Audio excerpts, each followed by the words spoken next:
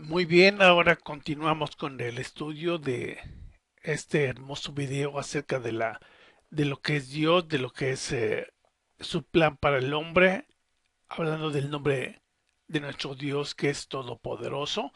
Vamos a empezar a explicar, vamos a empezar a discernir lo que dice la palabra de Dios con respecto al propósito que Dios quiso cubrir en la creación del ser humano. Tratamos de hacer un detalle de este concepto porque realmente en ocasiones nada más hemos leído en la Biblia con respecto a la creación que Dios nos hizo a su imagen y semejanza y eh, continuamos el próximo capítulo y continuamos en la próxima situación o evento que se dio y realmente lo que queremos hacer es que enfocarnos a cuando Dios nos creó, realmente nos creó con un propósito. Y es ahí donde queremos ahondar a lo que es realmente el propósito de Dios. El propósito de Dios es explicado en toda esa serie de videos con el hecho de que nos demos cuenta que Dios quiso hacer algo más allá de que nada más que la pura creación, que el puro universo, que todo esto, que viera a Jesucristo morir por nosotros. Realmente todos y cada una de las actividades planeadas por Dios para con nosotros, para con el ser humano, tiene un propósito y ese propósito íntimo es tener comunión con Él. Y vamos a ver cómo aquí en la creación realmente trata de cumplir va a cumplir ese propósito. Y digo trata porque realmente hay dos partes que tienen que estar de acuerdo en realizar la comunión. La primera parte es Dios, que sí quiere, que sí desea esa comunión, ese separar ese tiempo. Cuando Él estableció el Sabbat, ya hemos hablado en otro video, cómo Él separa un tiempo exclusivo para tener comunión con nosotros, con su especial creación. Pero la otra parte que es el ser humano, es el que en ocasiones ha querido y vemos los resultados con grandes hombres de la palabra de Dios, como Abraham, como Moisés, como José, el esposo de María, el rey David, grandes hombres que quisieron tener comunión con Dios y aprovecharon esa instancia para poder realmente lograr el propósito de Dios. Pero en la mayoría de los casos, me atrevería a decir que más del 80% del pueblo de Dios realmente no ha entendido este concepto, no le ha interesado, ha rechazado completamente el tiempo de Dios, en la oportunidad que Dios nos da para acercarnos a Él, no se ha valorado en su plenitud total y por consecuencia obviamente han recibido las consecuencias de este desaire a Dios. Realmente Dios nos brinda la oportunidad de acercarnos y de poder tener intimidad con Él. Y Él la quiso lograr a través de desde la creación y vamos a darnos cuenta en ese texto como es así. Miren, el primer punto que vamos a especificar aquí en el círculo acerca del plan de Dios para el hombre desde la creación, basados en el Antiguo Testamento, y en el propósito de la creación específicamente nos vamos a dar cuenta del plan de Dios que tiene para nosotros, esa gran comunión con nosotros. Fíjense lo que dice el texto, vamos a leer, dice, para la iglesia este tema ha sido difícil de entender en su verdadero significado. La creación del ser humano es uno de los conceptos más bellos que muestran la clase de sentimientos que Dios tuvo para nosotros desde el principio.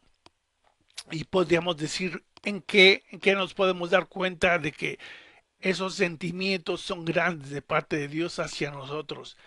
En primera, una de ellas es de que Él nos creó con el propósito de tener intimidad con Él. No para ser un elemento más de la creación, sino para tener intimidad con Él. Entonces, ese es el primer punto. El segundo punto que lo vamos a ir más adelante a ver es cuando Él nos crea a su imagen y semejanza. Y tercero es cuando Él nos da aliento de vida. Pone en nosotros, pone en nuestro ser algo que ni los animales ni el resto de la creación posee. Y eso es el espíritu de vida que proviene de parte de Dios. Eso es realmente intenso y eso es lo que nos hace ser especiales delante de Dios.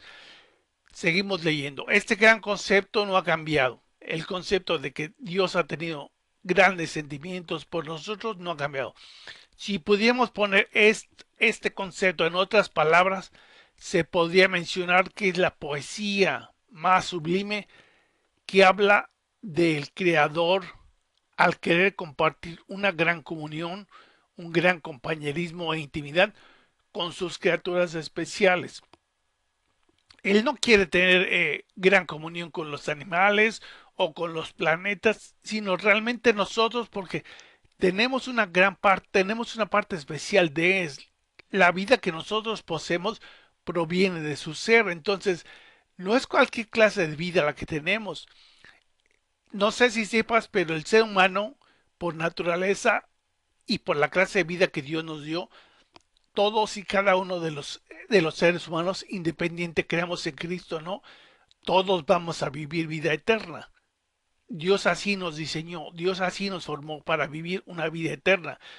Pero la diferencia radica en que si obedecemos los mandamientos de Dios, si queremos establecer comunión con Dios, si queremos establecer el compañerismo con Dios, viviremos una vida eterna para su gloria, para vivir con Él. Pero si es lo contrario, si no lo obedecemos, si no lo rechazamos, como pueblo suyo le abandonamos, lo que vamos a hacer es recibir también la vida eterna, pero en condenación. Esa es la gran diferencia de esto. Y en ocasiones cuando hablamos y decimos que no quiere ser salvo, la gente se pregunta, ¿salvo de qué? Salvo eh, de esa decisión que Dios tuvo para con nosotros. O eres conmigo o eres contra mí. O sea, no hay medias tintas, no hay pasos intermedios. O estamos con Dios o no estamos con Dios. O vivimos en santidad o no vivimos en santidad. Creo que todo es muy claro y que Dios siempre lo ha establecido claro, por así decirlo, las reglas del juego, las reglas de la comunión con Él, las ha establecido y siempre las ha puesto en lo que es en una forma clara para cada uno de nosotros.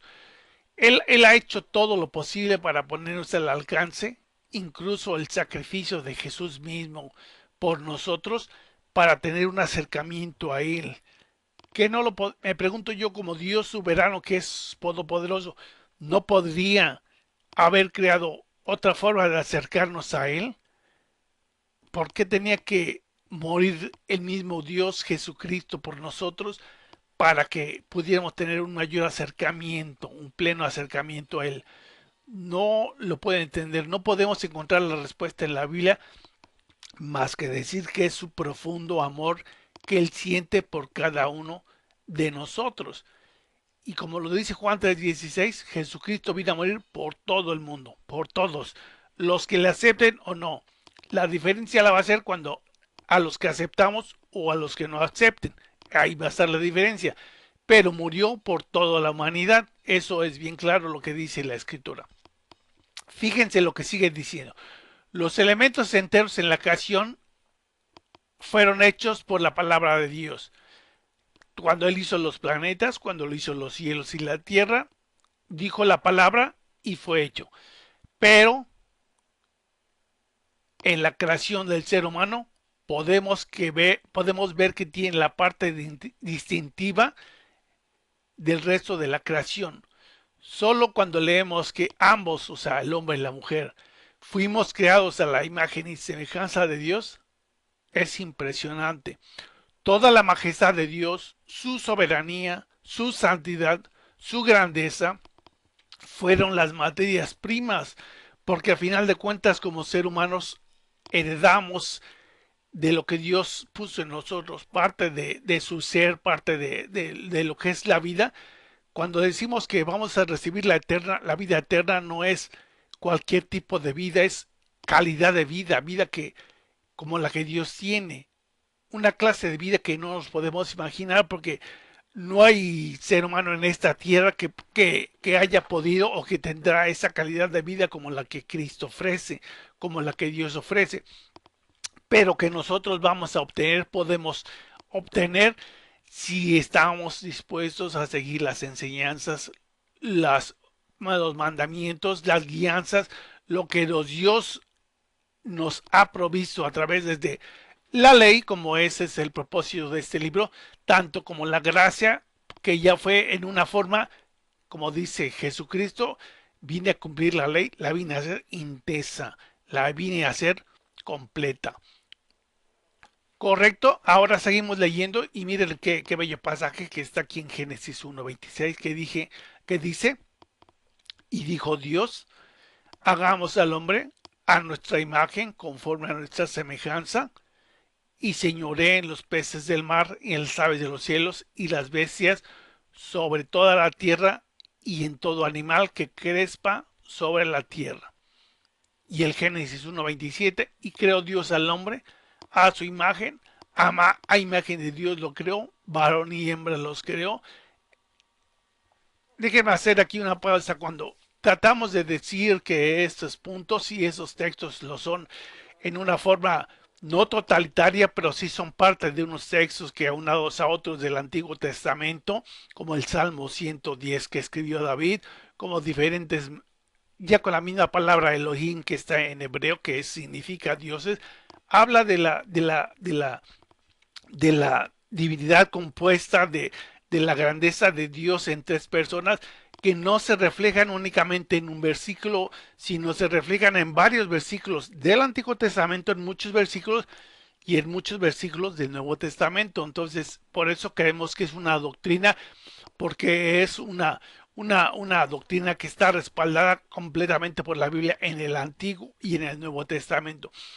Que los judíos, los eruditos en hebreo no quieran reconocer esto, creo que es problema de ellos porque no quieren entender que Dios creó al hombre a su imagen y semejanza y que la naturaleza de Dios, como es expresada en la Biblia, nos hace conocer de que Dios es un Dios en una unidad compuesta, un Dios en tres personas, y realmente es un concepto que la gente ha batallado y tratan de decir, cuando dice aquí hagamos, decimos, veces está hablando, están hablando entre los mismos seres divinos, entre las personas de la Trinidad para hacer al hombre a la imagen de Dios, a la semejanza de Dios, y algunos eruditos judíos muy sencillamente se sacan el compromiso de este plural que está aquí, este verbo en plural.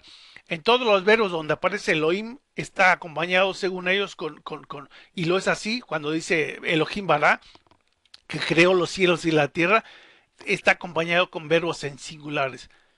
Y dicen, ¿ves? No es posible porque ¿en dónde está acompañado el nombre de Dios o Dios junto a verbos plurales?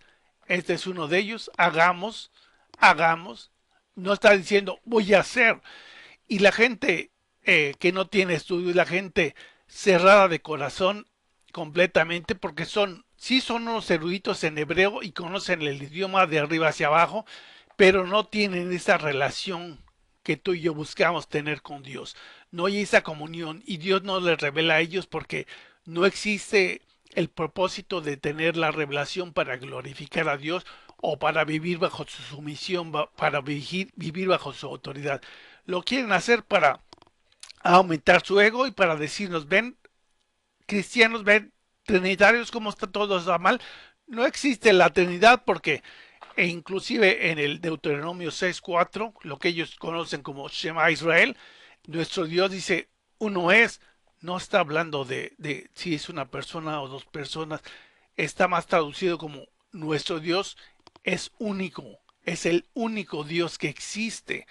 Y en el ambiente que iba a entrar Israel a poseer la tierra prometida, Canaán, le está diciendo Moisés, recuerden, no pueden ir a la tierra donde existen los dioses cananeos, una multitud de dioses, si no reconocen primeramente que el único Dios verdadero es nuestro Dios. No está hablando de que Dios es uno en número y no hay más. No, eso no está hablando. El contexto nos indica que dice que usa la palabra en hebreo ejad, que ejad muchas veces se refiere también se traduce como único. Es el único Dios. En inglés lo traducen como is alone, o sea que es el único, no hay más. Y ese es el contexto que realmente expresa esta palabra. Pero queremos mencionarle cuando ellos dicen, hagamos al hombre. Es que sabes por qué está así en plural. En plural tienes razón, está correcto, el verbo está en plural, pero Dios estaba hablando a los ángeles, a la corte celestial. Y tú dices, pero ¿cómo es posible que la gente erudita en hebreo, pero no erudita en comunión con Dios, pueda hacer estas expresiones? Porque suenan lógicas, porque no tienen esa comunión con Dios, no tienen esa intimidad con Dios. Entonces, en cualquier parte ¿en qué parte de la Biblia dice que tenemos semejanza a los ángeles? O donde dice que el hombre tiene semejanza eh, combinada con Dios y con los ángeles. En la Biblia dice que nada más tenemos semejanza a Dios. Entonces, aquí no es contundente este versículo, pero sí les digo que es parte de muchos versículos que hablan de esa doctrina tan grande. Lean lo que escribió David en el Salmo 110 en su totalidad y está tremendo. Y luego más aparte las diferencias cuando Dios se le apareció a Moisés en el arbusto que no se consumía.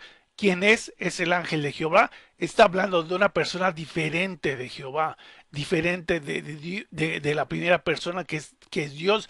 Porque está hablando el ángel de Jehová, quiere decir que el ángel que procede de Jehová. Son conceptos que realmente los podemos explicar más adelante y lo que queremos decir aquí es que cuando dice hagamos la, la, la, la creación del hombre es totalmente 100% conforme a la naturaleza de Dios, punto.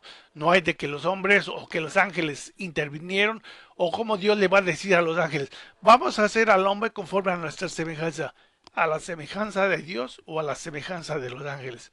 Porque hay dos personajes involucrados en la creación, pero cuando esos personajes que están aquí incluidos donde dice hagamos, los tres son, decimos los tres porque todos los versículos y las doctrinas de los versículos que aparecen en el Antiguo Testamento y ahora en el Antiguo Testamento y en el Nuevo Testamento nos habla de tres personas, por eso decimos que tres personas, pero por decir el número de personas divinas que están aquí acumulados, están hablando entre ellos y dicen hagamos. Inclusive en el hebreo este hagamos está escrito en una especie de verbo, en un verbo que es una especie de deseo, de sugerencia. Hey, vamos a hacer esto. Entonces, eso no se lo presentan a una gente de menor nivel como los ángeles, o están hablando entre divinidades, entre personajes divinos, las personas, y son conceptos que no entendemos porque creen que es un solo Dios. Sí, creemos en un solo Dios, pero ¿por qué manifestado en tres personas? Creo que nadie puede explicar eso, pero ese concepto es lo que enseña la Biblia. Seguimos adelante. Y fíjense cómo dice Dios. Y creó Dios, no dice creó Dios y los ángeles, sino solamente Dios. Aquí en el original en hebreo dice, y creó Elohim al hombre a su imagen. ¿A la imagen de quién? ¿De los ángeles o de Dios? A la imagen de su está hablando de Dios, o sea que creó al hombre a su imagen. A imagen de Dios lo creó, varón y hembra los creó. Pero especialmente cuando leemos este versículo de Génesis 2:7 nos tenemos que emocionar porque dice, entonces Dios formó al hombre del polvo de la tierra y sopló en su aliento y sopló, perdón, en su nariz aliento de vida y fue el hombre un ser viviente. Es lo que nos caracteriza. Jesucristo no vino a morir, a dar su vida, o desde el principio en el Antiguo Testamento, Dios no quiso establecer una comunión con los animales o con los planetas o con elementos de la creación, sino solamente al hombre. Jesucristo murió por nosotros, por el ser humano.